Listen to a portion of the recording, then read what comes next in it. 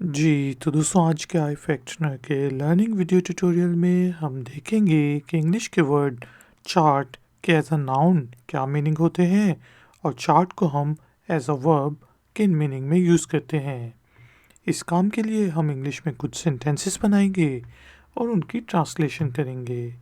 Tutorial concentration से देखें क्योंकि आखिर में है एक छोटी सी एक्सरसाइज। तो शुरू करते हैं जी अपना आज का इफेक्टनर का लर्निंग वीडियो ट्यूटोरियल।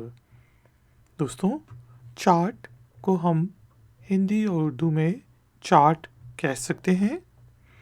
चार्ट एक ऐसी शीट होती है, वो पेपर का भी हो सकता है या चार्ट पेपर जैसा हल्का सा गत्ता होता है उसके ऊपर भी बना सकते हैं आप। और ये एक ऐसी शीट होती है जिसके ऊपर आप इंफॉर्मेशन देते हैं। वो इंफॉर्मेशन आप जो है टेबल्स की सूरत में, ग्राफ्स की सूरत में, डायग्राम की सूरत में या कोई भी इंफॉर्मेशन आप लिख के एक बड़े से पेपर पे लिखें या फिर बुक के अंदर लिख दें तो उसको हम चार्ट कहते हैं। कोई ऐसी डायग्राम जो कि आपको इन्फॉर्मेशन देती है, जिस तरह आपने बायोलॉजी की बुक पढ़ी हो, फिज़िक्स की बुक पढ़ी हो, केमिस्ट्री की बुक हो, तो उनमें डायग्राम्स बनी होती हैं तो उनको आप चार्ट्स भी कह सकते हैं। इसके अलावा आप चार्ट्स को जिस तरह बचपन में बच्चे जो हैं वो क्लासरूम के अंदर डिफरेंट चार्ट्स बनाते हैं और वो वॉल्स पे लगाते हैं, वो कर सकते हैं। ऑफिसेस के अंदर भी आप चार्ट्स को लगा सकते हैं जिसमें इंफॉर्मेशन दी जाती है किसी भी चीज़ के बारे में। पहले प्रेजेंटेशन जब दी जाती थी तो उस वक्त भी चार्ट्स यूज़ किए जाते थे और अभी भी कुछ जगहों पे प्रेजेंटेशंस वगैरह देने के लिए चार्ट्स को यूज़ किया जाता है। इसके अलावा नक्शे को भी हम चार्ट के लिए यूज़ करते हैं। अब चार्ट मैंने बताया नाउन के तौर पे कैसे क्या होता है। तो अगर आपको इन्फॉर्मेशन बनाते भी हैं किसी पेपर के ऊपर, डायग्राम बना देते हैं, टेबल बना देते हैं, ग्राफ बना के इन्फॉर्मेशन देते हैं, तो उसको भी चार्ट करना कहते हैं। इसके अलावा आपने सुना होगा कि यार ये जो गाना है ये चार्ट पे जो है 10वें नंबर पे, टॉप 10 चार्ट्स में आ रहा है, ये टॉप 10 चार्ट में टॉप 10 नंबर पे। तो उन को भी, उस इंफॉर्मेशन को भी हम चार्ट्स कहते हैं। जिस तरह फिल्मों का अगर 1 से 10 तक जो है उन्हें असेंडिंग या डिसेंडिंग ऑर्डर में जो लेटेस्ट फिल्म्स हैं या सॉन्ग्स हैं उनको आप लिखते हैं, तो वो भी आपने एक तरह से चार्ट बनाया है। चलो अब चार्ट को यूज़ करते हुए इंग्लिश में कुछ सेंटेंसेस बनाते हैं। पहला सेंटेंस हो सकता है draw it on a chart, कि इसको चार्ट पे ड्रॉ करो।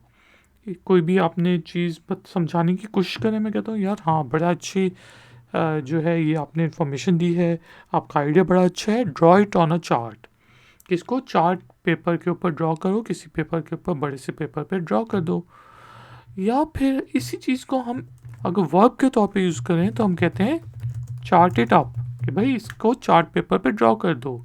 अब इन दोनों सेंटेंसेस का मीनिंग सेम है, draw it on a chart या फिर chart it up on a paper, chart it up on a big paper, कुछ भी कह सकते हैं। इसके अलावा जो हम म्यूज़िक से रिलेटेड जो चार्ट्स होते हैं या फिल्म से रिलेटेड चार्ट्स होते हैं, तो उससे रिलेटेड एक सेंटेंस बना लेते हैं कि